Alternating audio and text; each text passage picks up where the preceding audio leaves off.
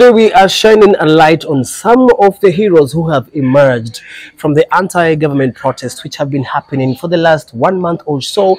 A lot of people have been doing great things. Other people have been sheltering people. Doctors have been taking care of the injured. People have been feeding people, giving them water, food. I mean, people have been doing amazing things to protesters all around the country. And one of those people is Shori for Food. You know her that way on Twitter, or Mama Hawi, or Sylvia Atieno, who this week became the superstar, donating food, and this includes rice, chapati, mandazi, tea. I mean, any type of food she is preparing and taking it to the protesters who have been camping outside the Ministry of Health offices since Monday. Sometimes she even brings umbrellas along with her, and right now she has started a drive where she and her friends are actually donating sanitary pads, and the drive is actually going crazy as we speak. So today, Citizen Digital caught up with Shori for Food right here at our offices in Nairobi, and let's get to know what is the inspiration behind her good acts, what inspired her, what pushed her, who is donating all these things, and what can she say about the movement so far. So welcome to Citizen Digital. Thank you so much. Tell us, what is your name? Mama Hawi, Shori for Food, Sylvia. What wanakuitaji huko nje? My government and who are you? Are Sylvia Atieno, but my son is called Hawi, so people call me Mama Hawi. Shori for Good Food is just a Twitter name that I coined that now has become a bit, common. So yes. So Shori for Good Food, you have become quite the star of the internet over the last several days, because you and some few other people, you're going to tell us who that is, but the face of the whole movement is you. You've been feeding striking doctors and interns outside the MOH offices, Afya House in Nairobi. How did that idea even come about in the first place? What moved you? How did you even stumble onto that or settle on that? So I think sometime last week on Friday, somebody just asked, like, who is feeding the protesters? And people tagged me because they know that I do food. I have a food business, so they know that I cook. 3 people tagged me, and I was like, yes, I can do it. I say, ideally, I sell a plate at 500 bob, but I said I'll reduce it to 350 just to cover the cost, the cooking cost. And slowly 3 people sent money, 2 people bought a plate, 10 people, and it grew to 200 people. Whoa. And that was like overnight. So now I was rushing at night to make sure that I get the rice, the what. Our first meal was pilau, kachumbari, a banana, and homemade chili. How challenging was that at first? Because you have not done that before, have you? I have. Oh, you have? Yes, I have. When was that? I've not done for a protest, but I have cooked for big numbers. Yeah, I'm sure you cooked for big numbers. Actually, before we talk about Monday, before we talk about the protest, tell us about your business, your cooking business, the journey. Tell us about that. So I run a cloud kitchen. It's called Sister's Kitchen. So basically, I cook from my space, and I do deliveries. This is my 4th year in business. So I have different services like meal prep. I teach people how to cook, nannies, or people just wanting to up their skills. So that's what I do for a living. So this has been in me for a while. Yes. So how has Biashara been? How has business been for the last 4 years? Challenging, good? Business is Major business. Millionaire? Oh, not yet. Okay. Not yet. Some days are really good, and some lows are really low. But all in all, we just thank God for what you get. Why cooking? I was raised at the coast, and my mom used to cook for church functions. When we had sports days in church, any function, women's meeting, so we would help her. We would always cut onions, wash at the jiko. So it's something that I grew up, and I love good food. So when I got an opportunity to get some small funding, I immediately said, yes, I think the business I want to do is food. So I picked it up, and it's been what I've been doing for the past 4 years. And it's been working for you? Yes, it has. So on Monday, that's when I actually knew you. Sorry. No problem. That's when I knew you, because I saw your tweets. Twitter. The timeline is Shori for Good Food, Shori for Good Food. And I see a lot of pilau plates. You see there were bananas, there was kachumbari. I can only imagine how challenging it was to prepare all that for the protesters. Tell us about the process, preparing at night, overnight. I think the biggest kidogo hiccup was getting the items on short notice, because the money was being sent that night and the food was needed the next morning. So now we had to get kichinjio, where do we get all this meat? We need those very big sufurias. Who gets us quality rice? So the problem was in the logistics. The good thing with pilau is you boil your meat, you cook it all in one pot. That's chap chap. But I didn't have a team. I was trying to assemble all the people who usually help me in cooking. Most were not available. So we actually, the first day we cooked for 200 people and we were just 3. Whoa. So the cooking, the packing, the making kachumbari, and I needed it to be as sweet as I make it for my clients. I did not want to compromise in quality because I wanted them to have good food as well. Yes. Wow. Yes. So now these are 3 people. You're cooking overnight. At what point in the morning or in the night are you done cooking? Unasema hapa nimemaliza kupika, now I can rest, and then deliver the food tomorrow. What happened was the meat was boiled overnight, then most of the prep was done in the morning. So when we started the prep at 8 a.m., we did not rest until we got home in the evening. Because you finish the prep, you pack the meals, you make the chili, you make sure it's packed very well, you close the tins, you load them in the car, you get to town, you have... But what do you mean by prep? Is prep cooking? No, prep is chopping your onions, your garlic, your ginger. Yes.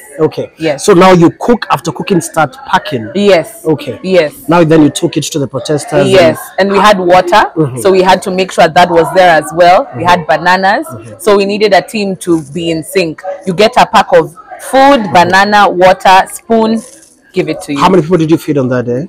We fed 200 people for the pilau, but because we had milk and bread, I think the total day we fed 400. Oh, really? On that day? Yes. So it's something you've never done before, but I know you've cooked for crowds before. Yes. You haven't fed protesters before. No. And protests are crazy. Very. There is disorder, there is, chaos, there's drama. Yes. How do you go about all that chaos and the drama?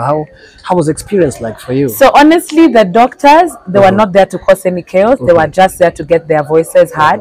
So it was a very seamless process. It was very seamless. They did not make it hard for us. We fed them, and they were all, everybody was making sure. Some were even volunteering to help us distribute. And once they finish and their energy is up, they go back to the business that brought them there. So there was no chaos at all. So Oshawa feed. Yes. Start collecting the plates. Yes, the tins. The tins. Yeah, so that we put them in a trash bag. We did not want to litter. Okay. Yes. How many people are you at this time? Are you collecting the tins? You and your team? Are the doctors helping? The doctors were helping. Okay. So we were a team of volunteers. We were around 4 or 5, but the doctors really helped. So some of them would bring us back the tins. The first day we weren't even ready with garbage bags, but somehow somebody was like, "No, Mama Hawi, we need this." So they quickly brought it. So it was really a collaboration. Wow. Yes. And on Monday especially, we realized that there are people who actually spend the night outside MOH. Yes. Were you there? I didn't manage to stay that night, but so many people from X as well came in and brought tea, brought shukas, and then I think on the second day, Tuesday, is when we realized, no, as a team, we also need to now bring this thing, so we managed to facilitate and stay longer. Monday, you guys are going back to MOH. Yes. I've seen there's a poster circulating, which you've actually shared. We are on. You're on Monday. Yes. You're going to keep up the pressure. Yes. And you're taking the food as well. I've seen you tell people, stop the donations. It's already enough. It's already too much. How crazy was the donations? I mean, how generous are Kenyans? You want to comment about that? So what I'll really say is that we did not need surplus. We had already gotten enough for the food. We had already gotten enough for the water. And at that point, when everything had already been taken care of, we had 150,000 in the account. And I knew that there would be more protests. So we knew that that was going to be enough. But now, because we've realized that Monday is going to be a bigger day and a bigger vigil, a few more contributions need to come in so that we're able to facilitate lunch and dinner and some tea. Let me ask, just for context. Yes. Assuming you're feeding 300 protesters. Yes. The plate of pilau. Yes. Banana na kachumbari. Yes. How much would that cost your kitchen? How much would it cost your kitchen? If I would do it on a regular day. On a regular day, I'm sure. On a regular day. On a regular day, a plate is 500, Bob. So that would be 500 times 300. Which is, do we have our math right here? We're talking about 150,000? That is 150,000. I don't know. 150,000? I don't. I have my mind. But it should be 150,000. I don't know. Yes, I don't know. On a regular day. Okay. But because it was subsided, the cost now, the extra cost, I subsided the cost, and then now more went into water, bread, milk. Okay. Yes. Okay. So are you fearful of your own safety when you're taking the food? Are you not worried maybe some guys are looking at you, watching you, they want to kidnap you, abduct you? You've seen these things happening Yes. the entire month, right? Yeah. If you're active, if you're involved, Yeah. you're getting kidnapped, you're getting abducted. Yes. Are you worried about your safety? I think it crossed my mind once, but I know what I'm doing is a very important thing. I've been in organizing and activism for several years, so that is not a constant fear of mine at all. I know I'm just giving people food. Would they rather not have food and struggle as they're outside there? So I know that what I'm doing is I'm just feeding people, and if that's going to get me caught, then let it be. Have you been texted? Have you gotten a random strange text telling you need to stop this? No, nobody has. Yes, I haven't. And you're not looking, you're not anticipating like such a threat is going to come your way? It could probably come because of the times that we are in, but I don't think it's something that I'm thinking about actively. So when it comes, I know we are mobilizing all of us on social media. I know. So I'll have people behind my back. Police station. Yes. So comment about the recent protest. First, comment about the protest, the Gen Zs. Are you a Gen Z by No, now? I'm not. I'm millennial. I'm a millennial as well. So comment about what you've been seeing all around the country for the entire month of June and this week as well. I think we are done playing safe. We are done playing pretty. It's really high time that we realize that if we need to put everything on the table, then let it be. Because the government is really, the systems of oppression are just getting more fuel. And then we need to get more fuel ourselves as well. If we need to do this every day for our voice to be heard and for things to change, then let it be. There's no war that was won with pretty faces, with silence, with so many conversations on the table. Most of the revolution that has happened and people have won, even in history, has happened with things like this. And everybody has a part to play. I was just reading about the Mau Mau, and there were so many women that were highlighted who are feeding the Mau Mau people. So we have so much to give. Our tech guys, everybody has something to bring on the table. And I feel like Kenyans are now realizing that this is the time that we put all our differences aside and we fight for the country that we want. Not all of us want to go abroad.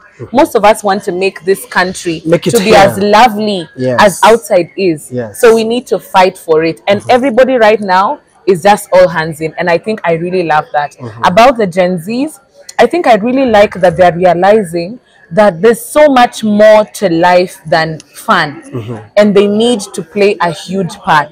And it's so nice to see such an uprising of people just stand up and be very vocal. And every day systems are coming down. It may take 100 years, but they will come down. Yes. The president, this is just breaking news actually. I mean, just happened when we were on set with you. The president has dissolved the entire cabinet. How does that make you feel?